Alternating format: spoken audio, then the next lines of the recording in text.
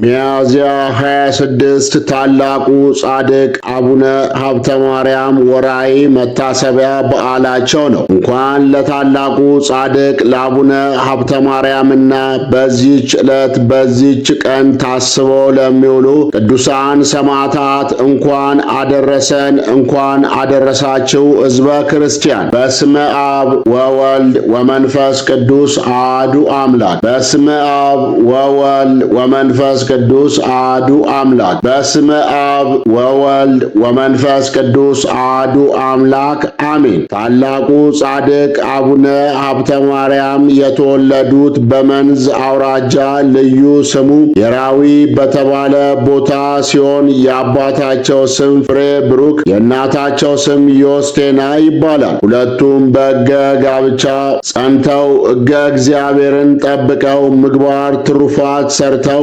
በንጽሕና በቅድስና ይኖሩ ነበር። ሆኖም ልጅ አልነበራቸውም። በዚህ ሁኔታ ያዘኑት ቅድስት ዮስቴና ማለት እናታቸው መንነው በአካባቢያቸው ከሚገኝ ጫካ ውስጥ ዋሻ ፈልገው ገብተው ዘጉ።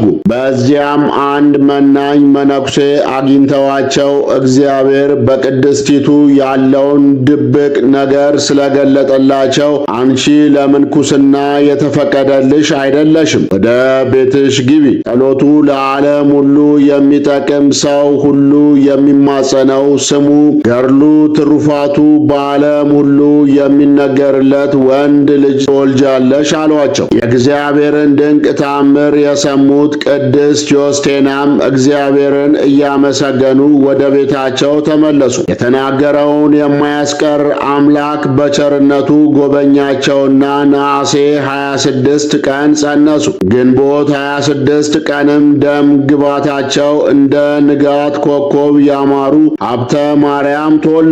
እግዚአብሔር ለቅድስና ሥራ ስለመረጣቸው በእናታቸው ጀርባ ታዝለው ወደ ቤተ ክርስቲያን ሄደው በሕፃን አንደበታቸው ከቀዳሹ ከአን ጋር እግዚኦ መሐረነ ክርስቶስ በማለት ይጸልዩ ነበር። ባደጉም ጊዜ ይህን ጸሎት ደጋግመው ይጸልዩ ነበር። ላባቸው እስኪንጠባጠብ ድረስ በመስገድ ይጋደሉ ነበር። አንድ ቀንም ከአባታቸው ጎን እንደተኙ በድንገት እግዚአብሔር በድምፅ ሀብተ ማርያም ሆይ አንተን የተመረጠ ዕቃ አድርጌአለሁና ቃሌን ለተመረጡ ሰዎች ተናገር አላቸው። ይህን ግን የተበሰረላቸው የቤተሰቦቻቸውን ከብቶች በሚጠብቁበት ጊዜ ነበር። ዕድሜያቸው እየገፋ ሲሄድ አባታቸው ትምህርት ቤት አስገቧቸው። ለአቅመ አዳም በደረሱ ጊዜ ሚስት አጩላቸው። እርሳቸው ግን የድንግልናን ሕይወት በመምረጥ በወላጆቻቸው ቤት ኮብልለው ገዳም ገቡ።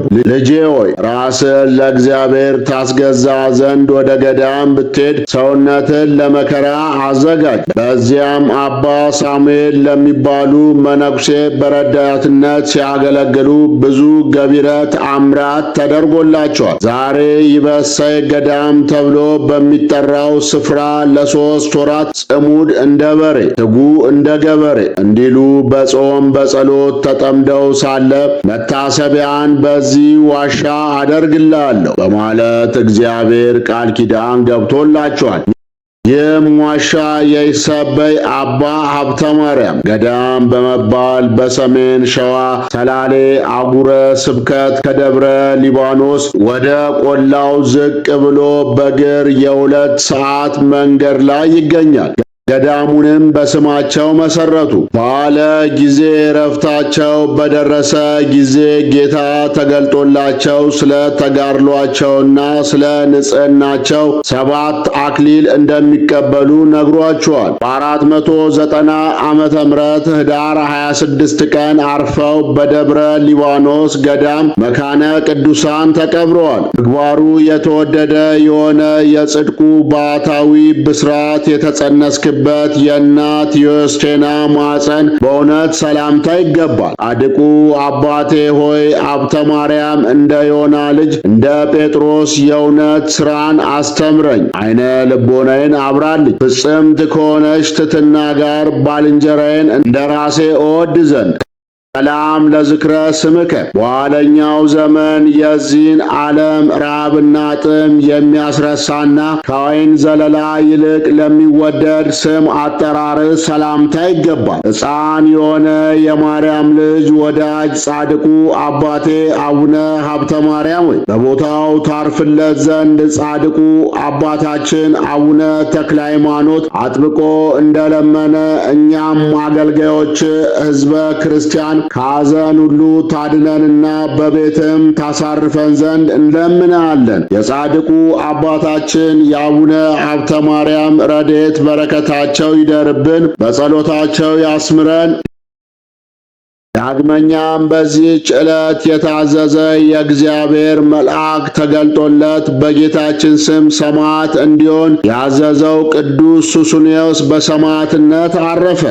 ይህም ቅዱስ የካዲው ንጉሥ የዲዮቅልጥያኖስ ወዳጅ የነበረ ነው። በመጀመሪያ የታዘዘ የእግዚአብሔር መልአክ ተገልጦለት በጌታችን ስም ሰማዕት እንደሚሆን ነገረው። ሱስንዮስም ይህን ነገር በልቡ ጠበቀው። ከዚህም በኋላ አምልኮተ ጣዖትን እንዲያስፋፋና ክርስቲያኖችን እንዲያጠፋ ንጉሡ ከደብዳቤ ጋር ወደ ኒቆምድያ አገር ላከው። ሱስንዮስም በዚህ እጅግ አዝኖ እርሱም ከክርስቲያኖች ጋር መከራን ለመቀበል አሰበ። አንድ አገልጋይ ቄስም ወደ እርሱ አስመጥቶ ተምሮ ተጠመቀ። ወዲያውም ወደ አንጾኪያ በተመለሰ ጊዜ ፍጥረቱ ልዩ የሆነ ልጅን ወልዳ እህቱን አገኛት። እርሷም ከዚህ በፊት ሴት ልጅ ወልዳ ገድላ ደሟን ጠጥታታለች። ሰይጣን አድሮባታልና በወፍና በከይሲ አምሳል ይገለጣል። በአገሪቱም ውስጥ ልጅ በሚወለድ ጊዜ